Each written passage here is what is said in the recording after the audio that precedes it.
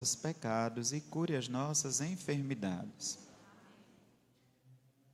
Qual é o evangelho que nós meditamos a semana passada? Vocês lembram? O padre Daniel celebrou aqui? Sim, falava sobre o perdão. A primeira leitura dizia que o rancor e a raiva são coisas detestáveis, não é? O outro domingo, qual foi o evangelho? Pedro? Jesus dizia há 15 dias atrás também sobre o perdão, né? Se você vai ao altar e sabe que tem alguém que tem alguma coisa contra você, ofertar, antes de você fazer a sua oferta, vai primeiro reconciliar-te com teu irmão, chama uma ou duas, três testemunhas, né? De modo que você possa colocar a sua oferta. Hoje o Senhor vai dizer, né, em síntese, que os últimos serão os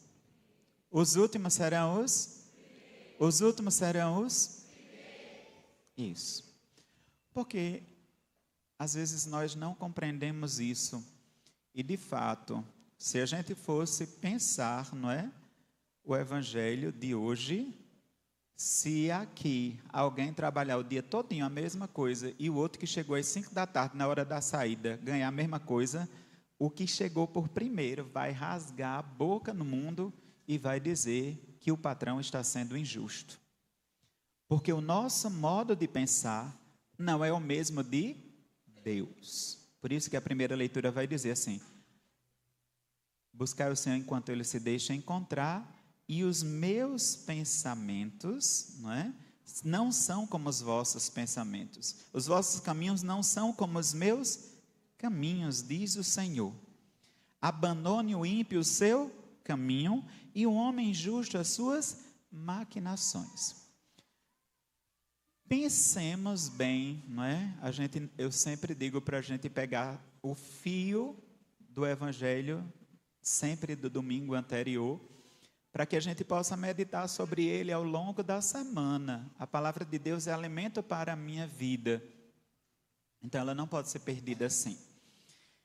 Bom, preste bem atenção. Em alguma vez, vocês viram Padre Jairo Neves falar de política nesta igreja? Diga, pode dizer. Não é? Não, jamais, nunca. Eu tenho que rezar, não é? Só que existe um tema que não é político, que se chama aborto, e que as pessoas transformaram numa questão política. E você que é católico não pode entrar nisso, né? O aborto é um atentado contra a vida. Se você é católico e fica pensando assim, eu acho que naquela situação, vá para o padre se confessar, porque excomunhão late sentença. Existe uma ministra do Supremo Tribunal Federal que propôs, uma ADF, sei lá o que aí, que fala sobre essa questão do aborto, até 12 semanas, desconsiderando assim a nossa fé. Não se trata de questão política. Da mesma forma que bandido bom não é bandido morto. A vida é um direito inviolável que somente Deus pode tirar. Então, por favor, não vamos ser omissos, porque eu tenho percebido omissões, porque as pessoas trouxeram isso para o campo da política. Enfim, mas a política não nos interessa. O que interessa é que nós somos o quê? Somos o quê? Somos o quê? Se bem que tem uns flamenguistas aí no meio, Estou brincando. Somente, eu estava vindo na caminhada da Bíblia e um dos meninos da catequese lá na comunidade São Francisco perguntou assim: padre, qual o seu time? Eu disse Jesus, né? Aí ele disse, mas eu não estou brincando não, padre. Eu disse, nem eu. Ele disse, mas diga sério, qual é o seu time? Eu digo, é Jesus, eu não tenho time. Aí ele olhou para mim e disse, é o melhor time, né, padre? Eu digo, é, né? Porque esse time aí não vai me decepcionar nunca. Então, o aborto não é uma questão política, né? E nem por isso também,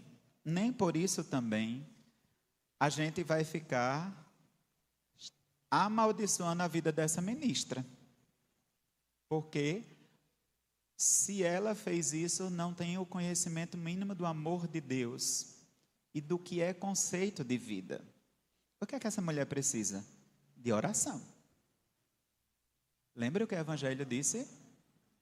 Orai pelos vossos inimigos. Perdoe os seus irmãos. Então não é motivo para ninguém estar dizendo, eu quero que essa bandida queime no fogo do inferno. Não. Os nossos pensamentos não são como os pensamentos do Senhor. Nós temos aqui rezar pela conversão dela e pela vida dela. Esses dias uma técnica de enfermagem, conversando comigo, disse assim, padre, quando eu estava estagiando há 30 anos atrás, eu nunca vou esquecer, né? Uma pessoa que chegou na maternidade e que tinha praticado um aborto com a sonda, que daqui a pouco a gente vai saber o que é isso, introduz, né, pelo colo do útero e perfura a cabeça do embrião. E para quem já acompanhou esse processo, os abortistas que se arrependeram depois, né, viram a criancinha se defendendo para não morrer, né? E não se trata de escolher, não é? E nem não existe discussão para nós que somos católicos sobre isso. Ou eu sou católico, ou eu não sou católico. E entendendo que o Evangelho de hoje diz assim, os últimos serão os primeiros.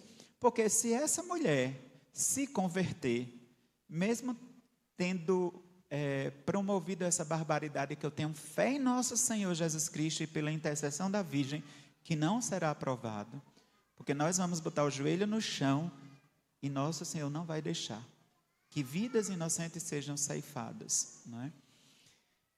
E se essa mulher hoje se convertesse e entendesse que a vida é o principal dom que nós recebemos de Deus e viesse à missa aqui no José Américo,